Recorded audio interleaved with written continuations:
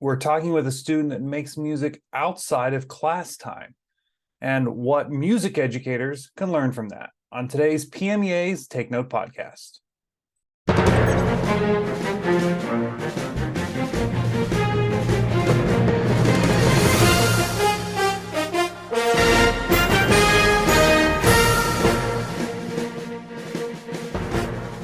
Well, hello, everyone. I'm Mark Despotakis, and welcome to this edition of PMEA's Take Note podcast.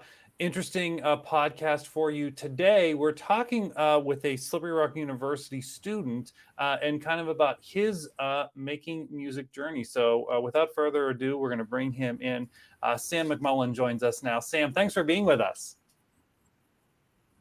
Hello, thanks so much for having me. I'm really excited to be here today. Great. So we're going to get into the music making part of this here in a minute or two, but I kind of like to level set with people and allow you to kind of like give us the definition of Sam, right? Like give us the thumbnail sketch of you. Where are you from? What's your major? What do you want to do after college? All the stuff that you get asked at Thanksgiving by your relatives is kind of what I'm asking you to come apart with here. As far as who you are in your elevator speech. Of course. So my name is Sam McMullan. I use he, him pronouns. And I go to Slippery Rock University. I study park and resource management. And I just love being outside. That's like my favorite thing in the world. Right now, I am living in Burlington, Vermont, completing my internship, working at a farm. And I've always wanted to learn how to farm. So that's how I'm spending this summer. After school, I really want to continue with like outdoor education. I'm thinking I'd really like to work at like a forest preschool and just teach kids out in the wilderness, rain or shine. And I really love working with kids and I love being outside. So any way I can do both of those things, I'm pretty excited about. And outside of school stuff, I just love being creative, like any creative outlet. I just love to experiment with. Music's the main one, but I like to like write and draw and just anything I can try. Well, very cool. Well, we're going to explore the music part of that. So, okay. Well, let me ask you this. So, you're in Vermont now. Where are you? Where's home, though? Oh, that's right. I'm from the Harrisburg area in Pennsylvania. Okay. Very cool. All right. So, this is fascinating to me. This could probably be a whole separate podcast, but a forestry preschool, like I've never even heard of that. That's a thing? Yeah, I also didn't hear about it until like a year or so ago. But yeah, there's schools that they're like rain or shine. The classroom is just the outdoors, and you're just teaching kids like basic outdoor like survival skills, or not even survival skills, things just like you would typically teach in a preschool setting. But it just helps like kids to connect with the outdoors and to be comfortable in the outdoors from a really early age. So I think like the chance to like instill that in someone at such like an early stage in their life, which is like really play a huge role in the rest of theirs. That is fascinating. I have never heard of that, and that's going to be on my Google search list, I think, for later to learn a little bit more about that. So we've established then that you are obviously not a music major, but music is certainly important to you. What was the spark for you to begin making music? Whenever that was, at whatever point in your life you started doing that. You cut out a little bit. Was that Yeah, to start making music? yeah. So I mean, what was the spark for you? When did that happen to begin making music? So back when I was a kid, probably 5 years old, maybe, I got a copy of Guitar Hero. My little brother and I both got a copy of Guitar Hero to share for Christmas, and that like introduced me to the world of music. And soon after that, I wanted to learn how to play guitar. So I've been playing guitar since like I was 5 or 6 years old, and it's been like a almost everyday thing since then. And I've just always had so much fun with it.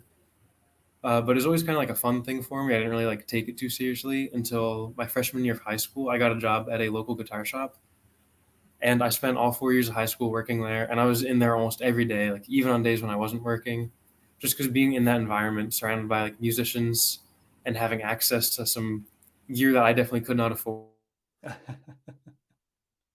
unless I like worked at a guitar shop, just really like made me like take it a lot more seriously. And I started taking private lessons from Justin Klauser, who is by far like the most talented musician I've ever met in my life. He changed like the course of my musical life. like so fairly good in like a million ways, and he really like helped me figure out songwriting, and that really played a big role in uh, getting into making music.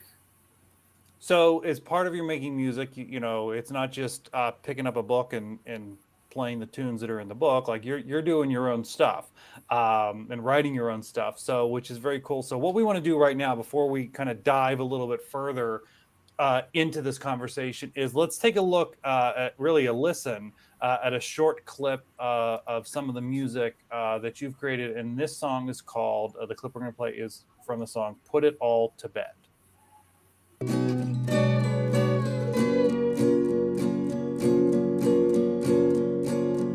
Stars they leap like cannons, like bulbs in the light, blinks that burn my vision, like you're turning right.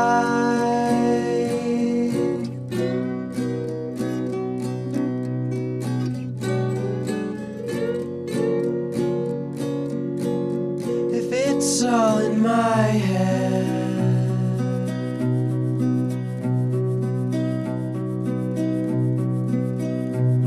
at least have the decency to put it all to bed. All right, so very cool. A little bit of a clip of one of your songs, and we'll certainly post the YouTube link to your YouTube channel where people can hear more. But so tell us a little bit more about your music. Like, what is your inspiration for these, the songs that you have written? That's a good question. Um, I feel like a lot of my music, uh, when I'm writing it, I don't really necessarily understand what it's about, as at least like lyric wise. But feel like I've discovered the last few years, it's really just like it's really therapeutic for me. It just really helps me get like whatever's in my subconscious out. And so I feel like just a lot of the music I make is just like things that I'm feeling internally that I just don't know how to like verbalize without the music behind it. Um, Let me think. A big inspiration of mine is definitely my younger brother. Like we've grown up playing music together, and he just constantly pushes me to like try new things and push like put music out. Like a lot of my songs wouldn't have been released without my little brother like motivating me behind it. So very cool that how your family and your little brother. You talk about the importance there of that in your music making. But what I'm really curious about now is you're not a music major, and any area that we study in college, right, takes a lot of time and it takes a lot of dedication, during your school years. So, how are you finding this time to fit music into what you're doing? And is part of the way you're able to do it is like the part of the therapeutic stuff you were talking about, that boy, it just makes the studies easier because I can go write some music later. Yeah, it's definitely hard to find time for both. I think more often than not, like music, I don't get to spend as much time making music as I would like to, but I feel like it really helps. Most of my days are like spent outside. Certainly, like my work days are like entirely outside. So I feel like when I come inside, it's kind of like I'm like entering that space of like, okay, this is like kind of like my inside time for the day. So like I can really like use that time to do what I want, and I don't feel the urge to like go outside. So I can really just sit down and make some music. Um, I feel like yeah, it just really recharges me too. So after like a long day of classes, just like having that time to do something that I love, separate from my work, just really like recharges me. And quite often, like I'll like sacrifice sleep. I know I shouldn't do that, but it's just like I want to make sure I have time to like do everything that I love during the day. So yeah, at the expense of my sleep, sometimes I like, especially when I'm working on like a new song and like working on like producing it and getting it out. I don't really sleep a whole lot, but Yeah. it's so restorative that it almost like balances out. It feels. Yeah, I love that. I love that, the recharge piece, so maybe that does make up for the lack of sleep in some ways. So, when you're at Slippery Rock, so I know that, you have taken some music classes while you're there. You've used the facilities while you were there, to help make music, which is just awesome, that you have that opportunity as a student, And as we look at kind of the bigger picture, I think in a lot of ways, you are the type of student that music teachers, are looking for, because you were the type of student who says, I don't need to be a music major, but I have found music to be so important in my life that and as you say, it is such a meaningful part of your life. It's not your job, but it's a meaningful part of your day.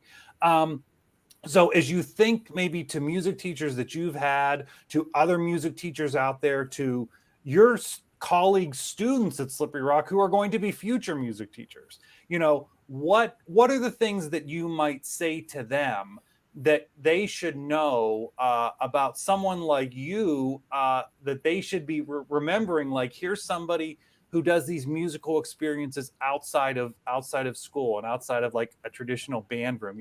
What would your message be to music teachers to make sure they're reaching somebody like you? Hmm. I think something that should be like said to all teachers is encourage like excitement and passion. Like if people bring something to you that they're like very clearly excited about, like don't squash that out.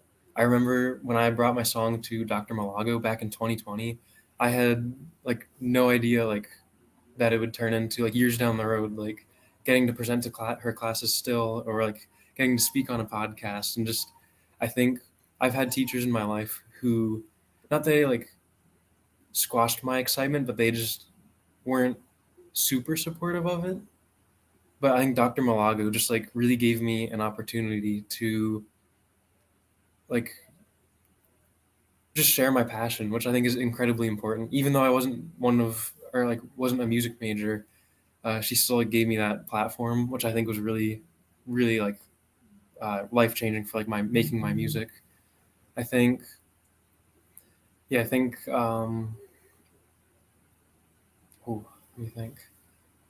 Yeah, I think that's like something all teachers should do is just encourage that passion and excitement, because that's when like the most exciting learning happens, is when people discover things like through their excitement. I think that like being applied to like music students or like music non-music majors could be uh, yeah, I guess realizing that like a lot of people do make music that aren't music majors. I think now like it has never been easier for people to make music or to share music or to like listen to music from people on like the other side of the world. I think it's like the best time in the world to have ears. And I think realizing that there's a lot of new like approaches that people are having to music nowadays, and I guess just being curious about it all, and yeah, just supporting people's excitement about all those things is really important. Yeah, I love that point that you make about, sharing your excitement, with others as part of that learning process too. That's just what a fascinating observation. So, I'm curious. So when you do go in to speak to a class, what are you talking about? Like, what are you sharing with your colleague students in a class situation like that?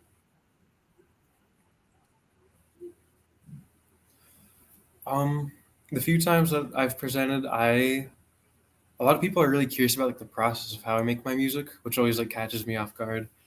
So I'll just explain like I have like a free software on my laptop, and I have like the little audio interface that I plug my microphones into. But really, it's like I always like to say like if you have an iPhone or if you have like a phone or like anything, you can make music. You can just record little voice memos of you like singing and playing your instrument. Like it's just I really like to talk about how it's never been easier to make music, and that like even though like I'm up here presenting about it, there are so many people like around campus like making music and making incredible music, and yeah, it's just like all around the world like so much great music is being made that like not many people are hearing, and that's okay that not everyone's hearing it, but it's just so cool to like like realize that anyone can do this and anyone can make music and anyone can listen to what you make. I just really want to like stress to people that it's not like how it used to be where you need like like a record label. You can just do all this stuff for fun. It can lead to some really interesting places. Yeah, you have an iPhone and an internet connection now, that opens the world up to things like this, you know. And I just think, you know, truly you are the poster child for that because you're doing it. You know, not only are you you know putting the works out that you've written, but you know, to go back to your previous point, like at the end of the day, that's your thing to stop and make some music, which is awesome. So, you know, what's next for you? I guess kind of in general, beyond, you know, when you're done with this internship, but then, you know, maybe what's next in your musical journey as well. Ooh, but yeah, I'll be moving back to Slippery Rock in a month or so to finish my last semester. Uh, After that, I'm not really sure what I'm going to do after I graduate, but there's like so many things that I'm curious about. So I'm excited to see what I end up doing. Music wise, there's a couple projects I have like in the back of my head. It's tough now because I moved here. I didn't wasn't able to bring a whole lot with me, but once I get back to like I can get my setup going. I uh, I have some tapes that I recorded back. I think from like the New Year's, like going from 2021 into 2022. I spent like a week in my sister who lives down in like Harrisonburg, Virginia. I spent a week like in her attic, which had like the most beautiful acoustics, with my acoustic guitar and a 4-track cassette recorder. And I spent like a week up there, like making music and like writing in my notebook and taking pictures and drawing. And I've been wanting to assemble all of that in like a little book and like release some cassettes alongside it. So I'm hoping this fall I can like sit down and finally like get that whole project like out. I've got like 5 or 6 songs I want to release and like 20 or 30 pages that I've written that I want to like find a way to release like all of my creative interests in like one go. So I don't know how I'm going to do it, but I'm really excited to finally have a chance to tackle that project. Yeah, very cool. So it's the journey of doing it. You'll figure out, you know, what that end product looks like. That's very cool. I love that there's like 5 songs written, you know, ready to go. So we will look forward to hearing those and seeing what project you come out with. And again, we'll post the link where people can see your YouTube channel and see some of the music that you already made. So Sam, thanks for taking some time to talk to us today. Yeah, And thank you so much for having me. This is a really exciting opportunity. my best to you as you're on this internship, and this forestry preschool thing has piqued my interest. So I may be reaching out to ask some questions about that after I do a Google search. So Sam, thanks for talking with us today. Yeah, thank you so much. And thank you all for joining us on this edition of PMEA's Take Up Podcast. We want to thank our sponsor, the Grove City College Department of Music. We will see you next time.